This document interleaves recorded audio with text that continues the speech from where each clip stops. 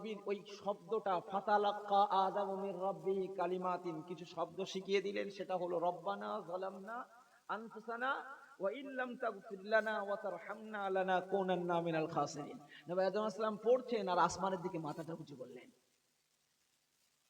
যেই আসমানের দিকে মাথাটা উঁচু করলেন, আসমানের পর্দায় আমাদের নবীর নামটা দেখতে পেলেন। সুবহানাল্লাহ হবে না? একটু মন খুলে হবে না? একটু মন খুলে আর একটু বলেন। সেই নাম দেখতে পেলেন যে আল্লাহর নামের পাশে আমাদের নবীর নাম। উনি ভাবছেন শুধু এই শব্দ বলবো না, আল্লাহর নামের পাশে মোহাম্মদের নাম, মানে মোহাম্মদ ছোটখাটো ব্যক্তি নয়, মোহাম্মদ আমার প্রভুর কাছে সব থেকে প্রিয় ব্যক্তি।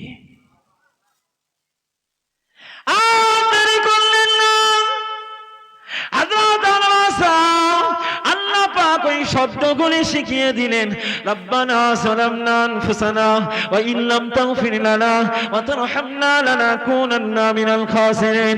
এই শব্দগুলি হযরত আদম আলাইহিস সালাম পড়েন, আসমানের দিকে মাথাটা তোলেন, আসমানের দিকে মাথাটা তুলে আমাদের নবীর নাম মোবারকখানা আমার আল্লাহর নামের পাশে দেখতে পেলেন। যেই না দেখতে পেলেন, আদম আলাইহিস সালাম ভেবে নিলেন ইনি আল্লাহর অতি প্রিয় হবেন, ইনি আল্লাহর অতি মাহবুব হবেন। না চিন্তা ভাবনাই করে আমাদের নবীর ওসিলা দিয়ে আল্লাহকে বলতে লাগলেন, রব্বানা যালামনা আনফুসানা ওয়া ইল্লাম তাগফির লানা ওয়া তারহামনা লানাকুনান্না মিনাল খাসিরিন। যেই এই শব্দগুলো নবী পাকের ওসিলা দিয়ে চাইলেন, দেখতে পাওয়া গেল হযরত আদম আলাইহিস সালামের তওবাটাকে আল্লাহ পাক দেরি না করে মুহূর্তের ভিতরে আল্লাহ কবুল করে নিয়েছে। হযরত আদম আলাইহিস সালামকে জিজ্ঞাসা করা হলো, ওরে আদম, কিভাবে মুহাম্মাদের নামটা জানতে পারলেন? কিভাবে মুহাম্মাদের নামটা জানতে পারলেন? হযরত আদম আলাইহিস সালাম, আমরা যে মুহাম্মাদকে শ্রেষ্ঠ বানিয়েছি, কিভাবে তুমি জানলে, কিভাবে তুমি বুঝলে?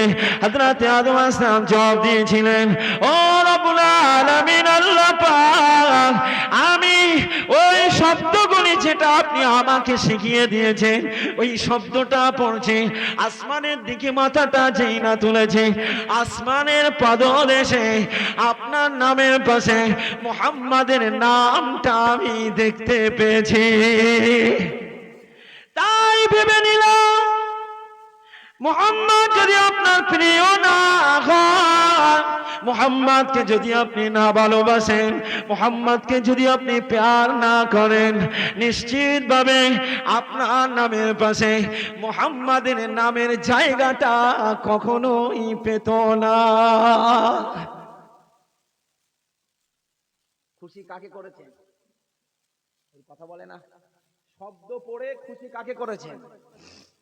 আল্লাহকে করেছেন তো। আদম আলাইহিস সালাম রব্বানা যালামনা পড়ে কাকে খুশি করলো?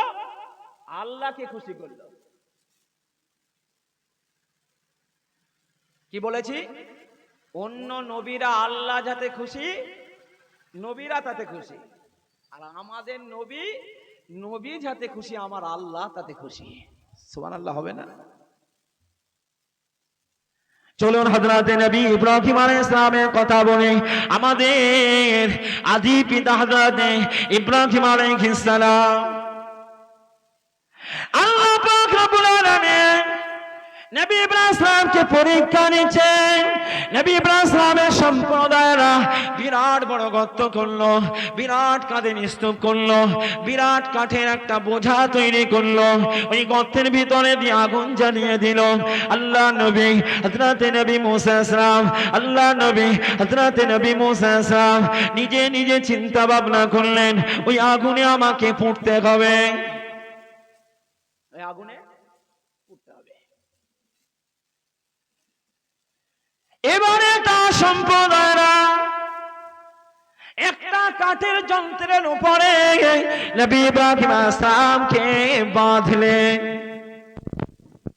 কি ব্যাপার?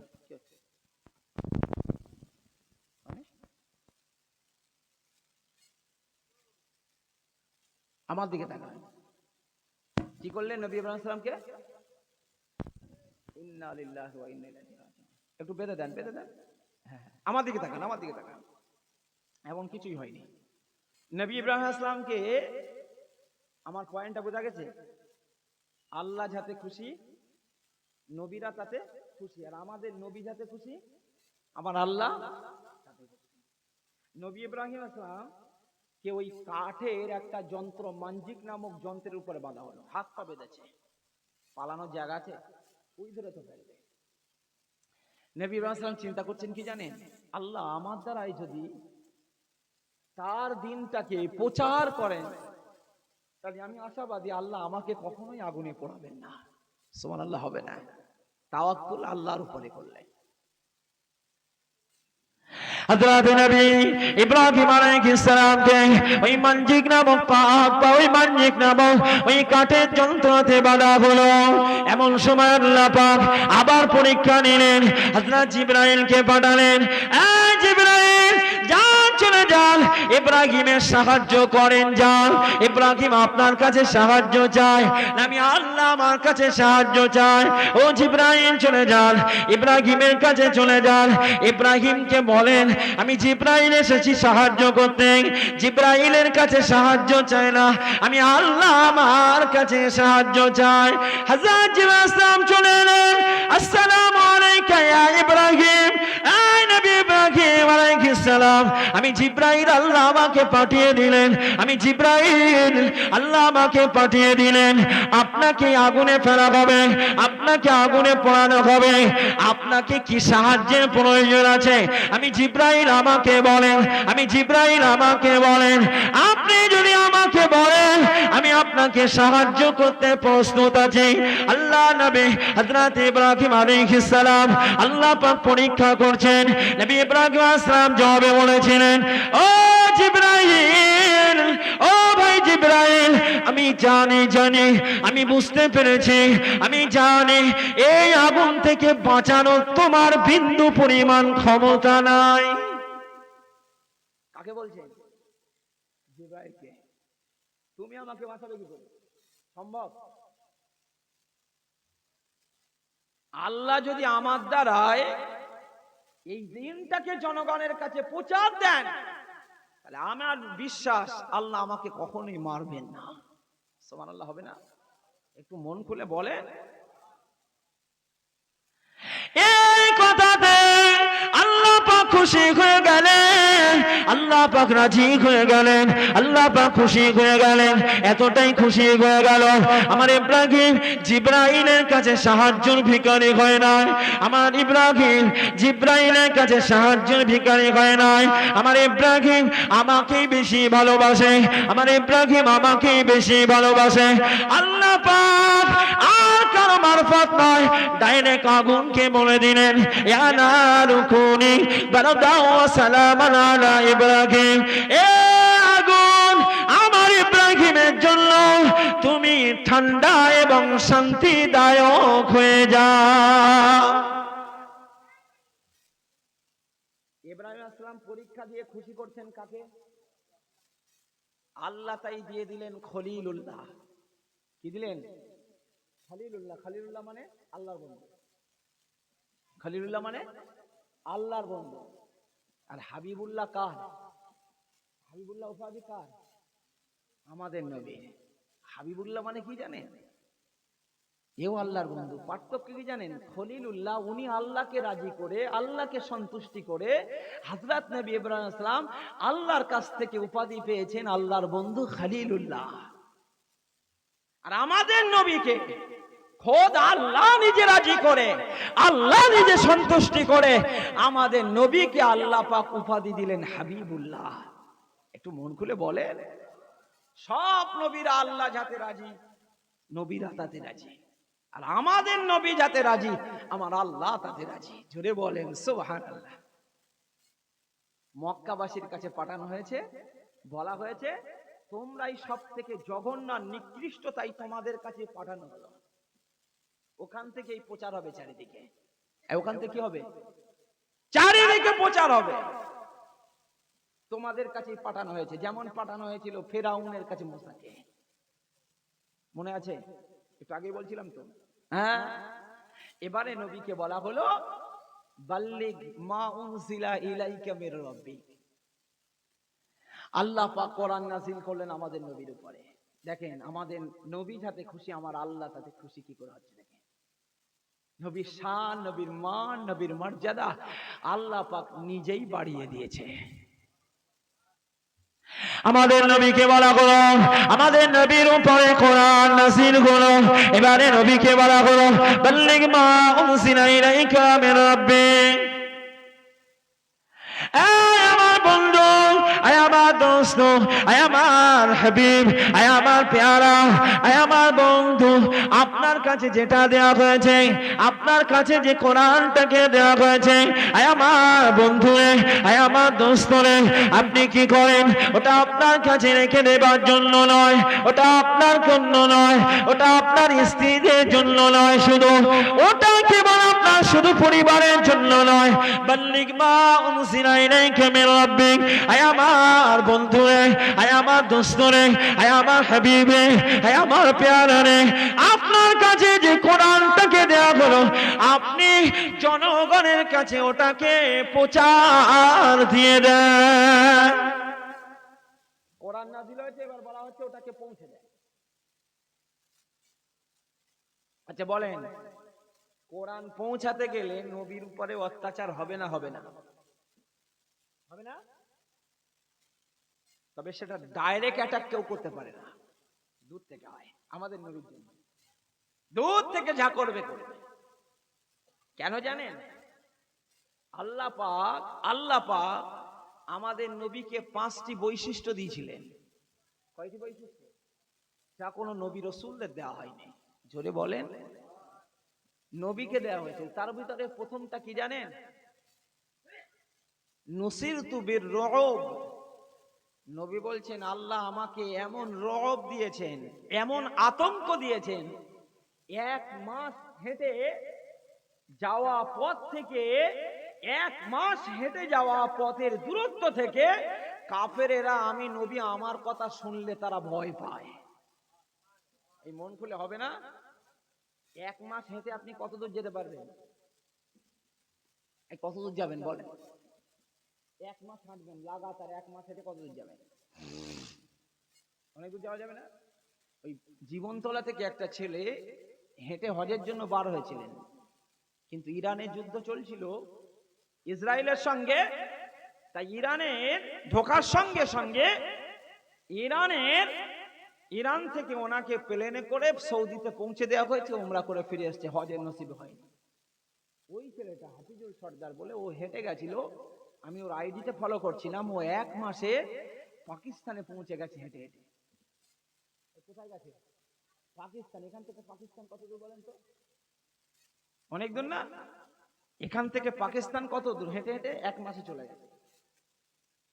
নবী পাক সাল্লাল্লাহু আলাইহি ওয়াসাল্লামের ভিতরে আল্লাহ এমন রব দিয়েছিলেন, মাসিরাতা শাহরিন, 1 মাস দূরত্ব থেকে নবী এমন আতঙ্ক ছিলেন কাফেরদের জন্য।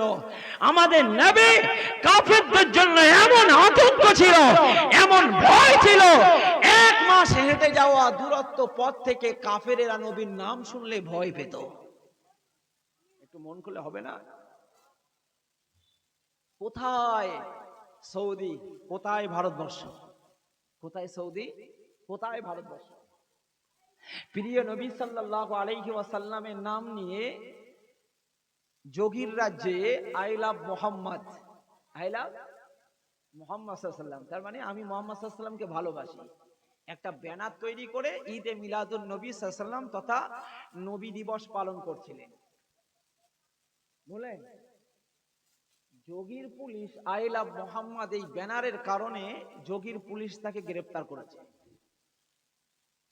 তার মানে ওই যে আই লাভ মোহাম্মদ সাল্লাল্লাহু আলাইহি ওয়াসাল্লাম, আমি নবীকে ভালোবাসি, নবীর এই কথাটা ওই কাফের পুলিশের, ওই বেদিন পুলিশের কানে পৌঁছাতে ও একটা আতঙ্কে ছিল। আতঙ্কে ছিল না? ছিল না? হ্যাঁ, কোথায় সৌদি আর কোথায় ভারতবর্ষের যোগীর রাজ্য উত্তরপ্রদেশ, ও জায়গাতে পুলিশের ভয় হচ্ছে আই লাভ মোহাম্মদ, মোহাম্মদের নাম হয়তো আমাদের বাড়ি বাড়ি হয়তো পৌঁছে দিল, ওই ভয়ে ও তাকে গ্রেফতার করেছে। বলেন রাসূলুল্লাহকে এই যা রোগ দেওয়া হয়েছে, কোথায় সৌদি ভারতবর্ষের বুকের পুলিশও কাঁপছে নবীর ভয়ে। সুবহানাল্লাহ হবে না? একটু মন খুলে হবে না? এটা হলো নবীর বৈশিষ্ট্য, যা অন্য নবীদের দেওয়া হয়নি। সুবহানাল্লাহ। যে কথা বলছিলাম, আল্লাহ যাতে খুশি, নবীরা তাইতে খুশি, কিন্তু আমাদের নবী যাতে খুশি, আমার আল্লাহ তাতেই খুশি। বলা হলো, মুহাম্মদ তোমার কাছে যে কোরআন দেওয়া হয়েছে পৌঁছে দাও। আমার আপনার নবী নূর নবী আল্লাহ পাকের কোরআনটাকে যেই না মক্কার কাফেরদের কাছে শোনালো, এ সমাজের মানুষেরা শুনে না জেনে নেন, যেই না মক্কা কাফেরদের কাছে পৌঁছে দিল, আল্লাহ পাক বললেন, বাল্লিগ মা উনজিলা ইলাইকা মির রাব্বিক। আয় আমার বন্ধু, আয় আমার দোস্ত, আয় আমার হাবিব, আয় আমার পেয়ারা, আপনি জনগণের কাছে পৌঁছে দেন। আল্লাহ নবী ওটাকে নিজের কাছে রাখলেন না, ওটা নিজের কাছে রাখলেন না। নবী আবার কি করলেন? দেখতে পাওয়া গেছে আল্লাহ নবী যেই না কাফেরদের কাছে কোরআনটাকে শোনালো, কাফেরেরা নবীকে জাদুকর বলল, কাফেরা নবীকে কবি বলল, কাফেরা নবীকে গালি দিতে লাগলো। শুধু গালি দেয় না, আল্লাহ নবীকে কি বলল? এই কোরআনটা হলো মুহাম্মাদের তৈরি করা কোরআন। নাউজুবিল্লাহ হবে না? মুহাম্মাদের তৈরি করা কোরআন। আচ্ছা বলেন, নবী জবাব দিতে পারতেন না পারতেন না? নবী জবাব দিতে পারতেন? নবী আল্লাহ সেরকম তৈরি করেছেন যে কাফেররা কোনো কথা বলবে আর নবী জবাব দেবে, তা হতে পারে না। নবী জবাব দিতে পারতেন, কিন্তু আমাদের নবী অন্য নবীদের মতো নয়। আমাদের নবী ওমা ইয়ান্তিকু আনিল হাওয়া, নবী নিজের থেকে কিছু বলে না। ইন হুয়া ইল্লা ওয়াহয়ুন ইউহা, আল্লাহ যেটা নবীকে বলান সেটাই নবী বলেন। একটু মন খুলে বলেন, এটা নবীর আলাদা বৈশিষ্ট্য, যেটা আল্লাহ বলাবেন। আর এর কারণ কি জানেন? আল্লাহ কত ভালোবাসেন, তাই নবী অপেক্ষা করেন আল্লাহর জন্য। এই জোরে ভাবেন না সুবহানাল্লাহ। আল্লাহ আমাকে কত ভালোবাসেন, আল্লাহ আমাকে কত ভালোবাসেন, আমি মুহাম্মদ দেখতে চাই, তাই ওমা ইয়ান্তিকু আনিল হাওয়া, আমি আল্লাহ আমার মুহাম্মদকে ভালোবাসি, তাই মুহাম্মদ নিজের থেকে কিছু বলে না।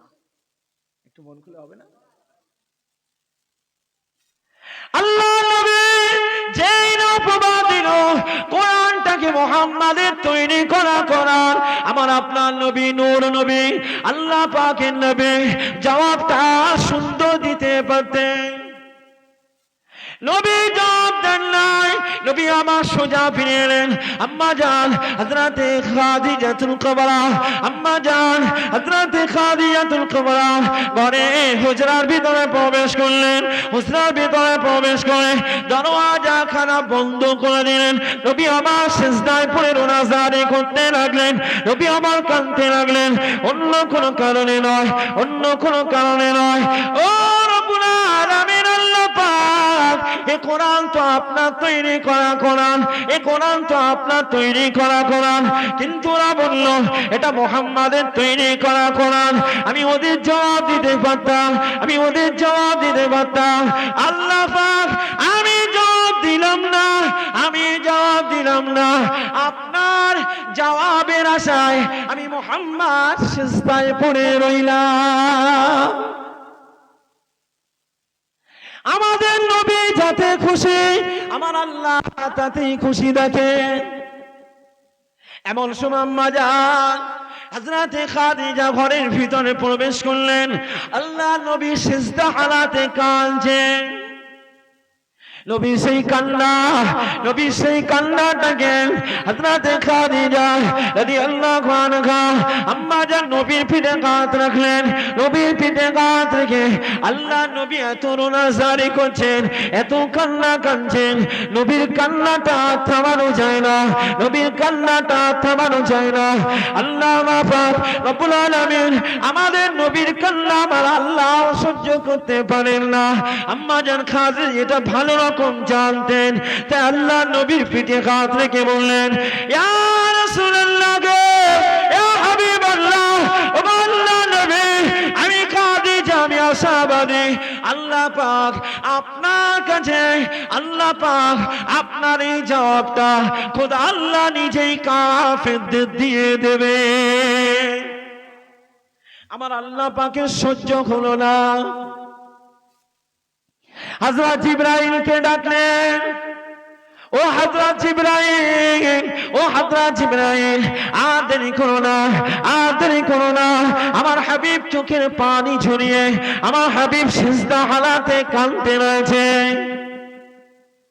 ও জিবরাইল, যান, চলে যান, আমার হাবিবের কান্না আমি আল্লাহ পাক সহ্য করতে পারি নাই।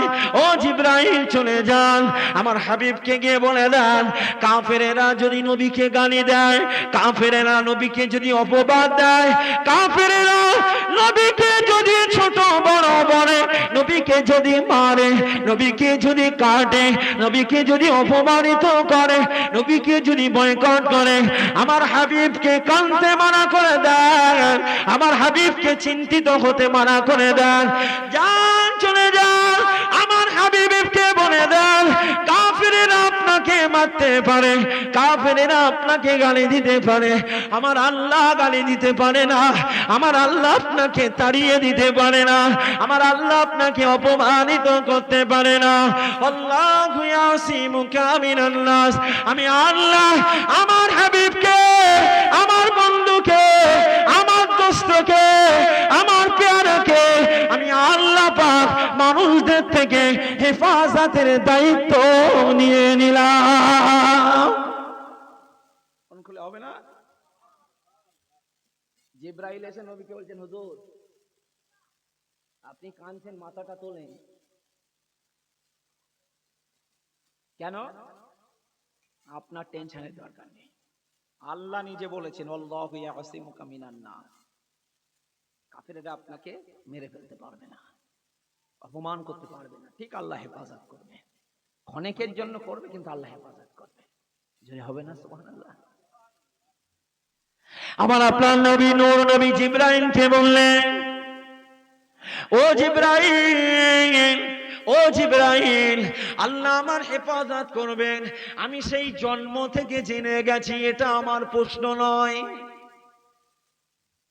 এই নবী জন্ম থেকে জেনেছেন না জানেন? কি করে জেনেছেন বলেন তো, বলতে পারবেন? হ্যাঁ, ঈদে মিলাদিন নবী আমরা খুশি না খুশি নয়? সবাইকে বলতে হবে, যে চুপ থাকবেন আমি ভাববো হয় তার দ্বারা খুশি না, কিছু মনে করবেন না, আমরা খুশি বলে এসছি, খুশি বলে এসছি, আলহামদুলিল্লাহ বলে আলহামদুলিল্লাহ। জানেন নবীকে হেফাজত করার, নবী জন্ম থেকেই জেনে গেছে যে আল্লাহ কাফেরদের দ্বারাই, কোন শয়তানের দ্বারাই আমি মুহাম্মদ আমার রক্তটাকে হারাম করে দিয়েছে, জীবনে কেউ মারতে পারবে না, সেটা সেই সময় জেনেছে। জিবরাইলকে বলছে, ও জিবরাইল আমি সেই সময় জেনেছি। কোন সময়? আল্লাহ যখন আমাকে তৈরি করলেন, আমাকে দুনিয়ায় পাঠালেন, দুনিয়ায় পাঠানোর সঙ্গে সঙ্গে ইবলিস শয়তান বিরাট কেঁদেছিল। কি করেছিল? যারা পিছনে রয়েছে তাদের সামনে এসে বসতে বলেন, ঠেলাঠেলির গল্প নেই, আমি ও দলে নই, আপনারা জায়গা গরম করবেন আর অন্যজন এসে আপনাদের ঠেলে পিছনে, তারা পিছনে বসবে না, বুঝতে পারেনি? ওই সাইডে রাস্তা রয়েছে, সামনে চলে আসে, দুটো কথা শুনতে হবে।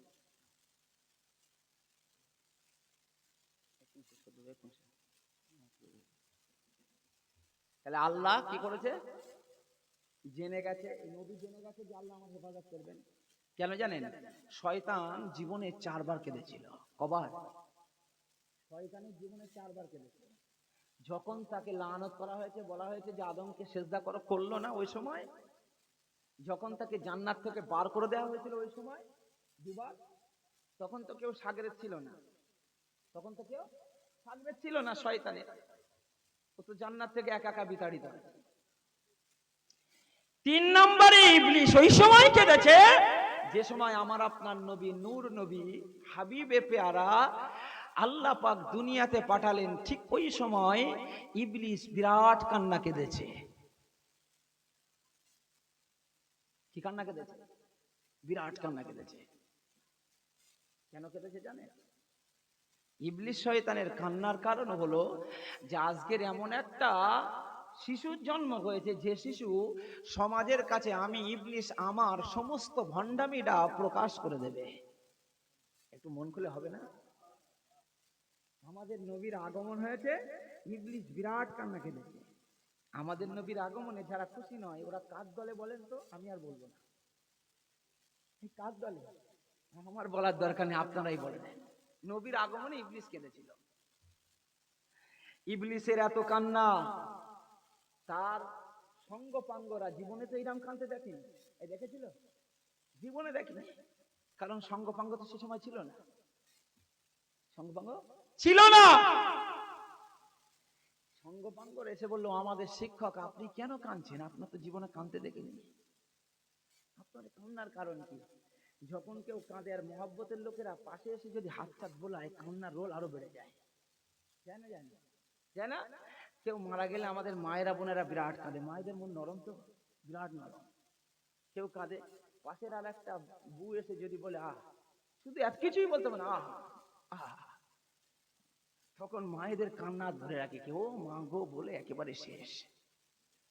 ইবলিসের সঙ্গপাঙ্গরা যে এসে জিজ্ঞেস করলো, মহব্বতের ভালোবাসার মানুষ যে এসে জিজ্ঞেস করলো আপনি কাঁদছেন কেন, ওর কান্নার রোল তখন বেড়ে গেল। কিছুই বলে না, বিরাট কাঁদতে লেগেছে। ইবলিস এত কান্না কাঁদছে আর কিছুই বলে না। বারবার জিজ্ঞাসা করার পরে ইবলিস জবাব দিয়েছিল, আমার কান্নার কারণ হলো আজকে এমন একটা শিশুর জন্ম হয়েছে, এমন একটা পবিত্র শিশুর জন্ম হয়েছে, এমন একটা শিশুর জন্ম হয়ে গিয়েছে সমাজের বুকে আমাদের সমস্ত খারাপ কর্মগুলি প্রকাশ করে দেবে। কি করা যায়? আমার ব্রেনে আর কাজ করে না। কি করা যায়? আমার ব্রেনে আর কাজ করে না। এখন কি করতে পারি? আমার ব্রেনে তো কোনো কাজ হয় না। দেখতে পাওয়া গেল ওই সময় ইবলিস ওই সাঙ্গপাঙ্গদের কাছে পরামর্শ চাইলো, তোমরা আমাকে কিছু একটা পরামর্শ দিয়ে দাও। আমি কি করবার ভেবে পাচ্ছি না। তার মানে মাঝে মাঝে দেখবেন নেতাদের মাথায় কোনো না কাজ করলে নেতাদের যারা সাঙ্গপাঙ্গ থাকে ওদের কাছ থেকে বুদ্ধি নেয়। বুঝতে পারেননি? না না না না, ব্রেনে কাজ করছে না। তো ইবলিসের পরিস্থিতি তাই হয়েছে। তো বললো তোরা আমার একটু বুদ্ধি দে। তা কি বুদ্ধি দিল? সবাই মিলে সহচরেরা বুদ্ধি দিল, যাও আপনি এই মুহূর্তে ওই শিশুটার কাছে চলে যান, ও তো ছোট, ওর ব্রেনটাকে অকেজো করে দিয়ে পাগল বানিয়ে দেন। কি বানিয়ে দেন? আমাদের নবীকে পাগল বানাবেন, আমাদের নবীর অঙ্গগুলিকে ক্ষত করে দেবেন, অচল করে দেবেন ছোটবেলাতে। ইবলিস দেখলো বিরাট, তো তাই তো বিরাট একটা বুদ্ধি দিয়েছে, বিরাট বুদ্ধি দিয়েছে। ও আর দেরি না করে সোজা রাসূলুল্লাহ, তখন রাসূলুল্লাহর কাছে এসে হাজির। নবীর ব্রেন মস্তিষ্কটাকে শেষ করে দেবে। কি করবে? শেষ করে দেবে। আল্লাহ পাকের সহ্য হলো না, হযরত জিবরাইলকে ডাকলেন, ও জিবরাইল যান, চলে যান, আমার হাবিবকে সবে মাত্র পাঠালাম, ইবলিস আমার হাবিবকে ক্ষত করবে, আমার হাবিবকে পাগল বানিয়ে দেবে, আমার হাবিবের শরীরের অঙ্গগুলিকে অকেজো করে দেবে, আমার হাবিবের শরীরগুলিকে ক্ষত করে দেবে। ও জিবরাইল দেরি করো না, যান, চলে যান। ইবলিস আমার হাবিবের কাছে পৌঁছে গিয়েছে। হযরত জিবরাইল আর দেরি করলেন না, সঙ্গে সঙ্গে আমার আপনার নবী তখন ছোট মাসুম নবী, ছোট্ট নবী, নবীর কাছে চলে এলেন। হযরত জিবরাইল ইবলিস শয়তানের পাশে দাঁড়িয়ে জিজ্ঞাসা করলেন, ওরে ইবলিস কি ব্যাপার? নবীর কাছে তোমার আগমন, কি খবর? ইবলিস বলল, আমি এই ছেলেটাকে এই মুহূর্তে পাগল করে দেব। যেই না আল্লাহ নবীর দিকে ইবলিসের হাতটা ইবলিস বাড়িয়ে দিল, হযরত জিবরাইল আর সহ্য হলো না। হযরত জিবরাইল ইবলিসকে দিয়েছে এক লাথি, ওই লাথিতে মক্কা থেকে আদান শহর, সিরিয়ার আদান শহরে গিয়ে ইবলিস পড়ে গিয়েছে। সুবহানাল্লাহ হবে না? মক্কা থেকে আদান শহর 1700 কিলোমিটার। এই কত কিলোমিটার? 1700 কিলোমিটার। আমি সেই ভাঙড় থেকে এ পর্যন্ত এলাম কত কিলোমিটার জানেন? হ্যাঁ, এই 50-52 কিলোমিটার। বুঝতে পারেননি? আর এক লাথিতেই জিবরাইলের এক লাথিতে ইবলিস গিয়ে পড়েছে 1700 কিলোমিটার দূরে। ও জিবরাইল, আমার আল্লাহ হেফাজত করবে। আমি সেই জন্ম থেকেই জানি, আমাকে বলতে হবে না। তবে আল্লাহ পাক কি জবাব দিলেন সেটা বলো। আল্লাহ পাক কোরআনে আয়াত নাযিল করে দিলেন, আমাদের নবী যাতে খুশি, আমার আল্লাহ তাতে খুশি। আমাদের নবী যাতে খুশি, আমার আল্লাহ তাতে রাজি। আমাদের নবীকে অপবাদ দিয়েছে, কোরআনটা মুহাম্মাদের তৈরি করা কোরআন। আল্লাহ পাক সঙ্গে সঙ্গে কোরআনে আয়াত নাযিল করে দিয়ে বললেন, আমি ইয়াকুলুন আফতারা। আয় আমার হাবিব, আয় আমার বন্ধুরে, কাফেরেরা কোরআনটাকে আপনার তৈরি করা বলে, আপনি তাদেরকে জবাবটা দিয়ে দেন। আমি আল্লাহ তাদের চ্যালেঞ্জ করেছিলাম, কুল ফাতু বিসূরাতিন মিসলি। কোরআন যদি মুহাম্মাদের তৈরি করা হয়, মুহাম্মাদ একজন মানুষ, তোমরাও একজন মানুষ, তোমরা কোরআনের মধ্য থেকে একটা সূরা তৈরি করে দেখাও। আল্লাহ আবার কোরআনের আয়াত নাযিল করে দিলেন, আয় আমার বন্ধুরে, আয় আমার হাবিবে, আমি আল্লাহ পাক জানিয়ে দিলাম, আপনি যাতে খুশি, আমি আল্লাহ তাতে খুশি। আমি আল্লাহ পাক জানিয়ে দিলাম, কুল্লা ইন ইজতামাআতিল ইনসু ওয়াল জিন্নু আলা আন ইয়াতি বিমিসলি হাযাল কুরআন ওয়ালাউ কানা বা'দুহুম লিবাদিন যাহিরা।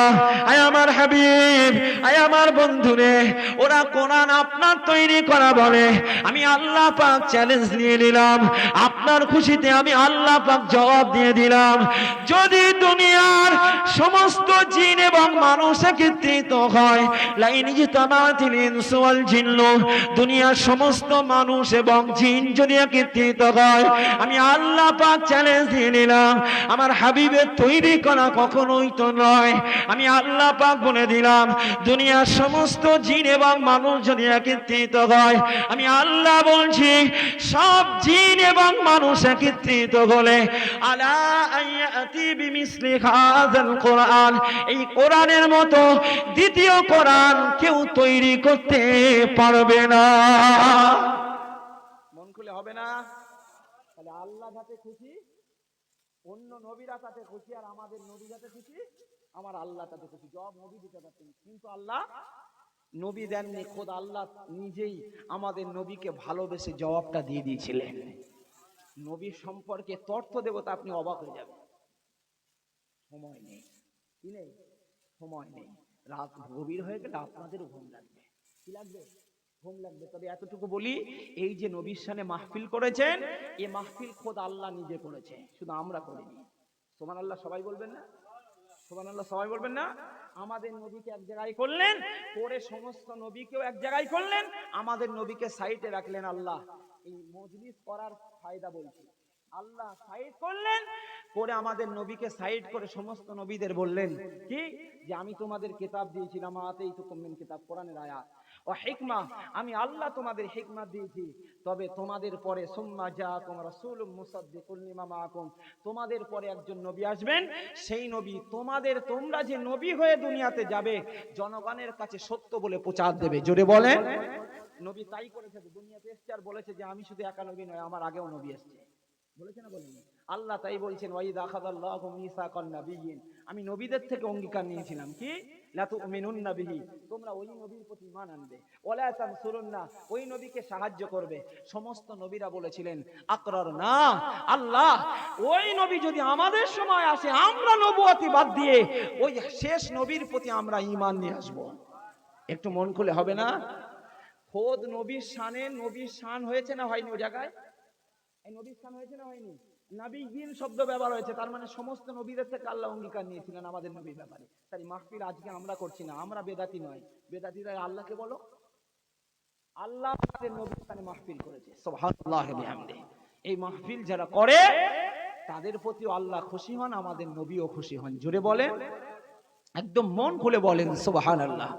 তাই এ মাহফিল কখনো বেকারে যায় না। শাহ ওলিউল্লাহ মুহাদ্দিস দেহলভী বলেন, আমার আব্বাজান প্রতি বছর এই রবিউল আউয়াল মাসের 12 তারিখে আমার আব্বাজান প্রতি বছর এই নবীর জন্য মাহফিল করতেন। জোরে হবে না? এক বছর আমার আব্বাজানের কি হলো, টাকা ছিল না, মানুষ দিগকে খাওয়াতে পারেনি, তাই ছোলা কিনলেন। ছোলা কিনে কি করলেন, কানতে কানতে বললেন, প্রতি বছর তোমাদের খাওয়ানো হয়, এই বছর আমি খাওয়াতে পারিনি, তাই আমার কাছে যতটুকু ছিল তার থেকে ছোলা কিনে আজকের নবীর শানে মাহফিল করে আপনাদেরকে ছোলা দিলাম। সুবহানাল্লাহ হবে না? কিন্তু ওই ছোলাটা আল্লাহ এত কবুল করলেন, এত কবুল করলেন, উনি ছোলা বিতানোর পরে কানতে কানতে তাহাজ্জুদের নামাজ পড়লেন। তাহাজ্জুদের নামাজ পড়ে, তাহাজ্জুদের নামাজ আদায় করার পরে দেখতে পাওয়া গেল খোদ নবীর সঙ্গে দিদার হয়ে গিয়েছে। নবীকে এইভাবে পেয়েছেন যে একটা পেয়ালা আছে নবীর হাতে, তাইতে কি আছে, ছোলা আছে, তাইতে ছোলা রাখা আছে। এই ছোলা সহ নবী বললেন, বাবা শাহ আব্দুর রহিম, তুমি যা কান্না কেঁদেছো, তোমার কাছে টাকা না থাকতে পারে, কিন্তু মাহফিল বন্ধ হয়নি, তোমার ছোলা আল্লাহ এত কবুল করে, আমি নবী আমার কাছে তোমার ছোলাটা ডাইরেক্ট পাঠিয়ে দিয়েছে। মন খুলে হবে না? আজকের যা খরচ করলেন, যা কিছু করলেন, আল্লাহ যেন হুজুর শাহ আব্দুর রহিম রহমাতুল্লাহ আলাইহির ছোলার মতো কবুল করে আল্লাহ যেন আমার নবীর কাছে পৌঁছে দেন। বলেন আমিন। একটু মন খুলে বলেন আল্লাহুম্মা আমিন। আসলে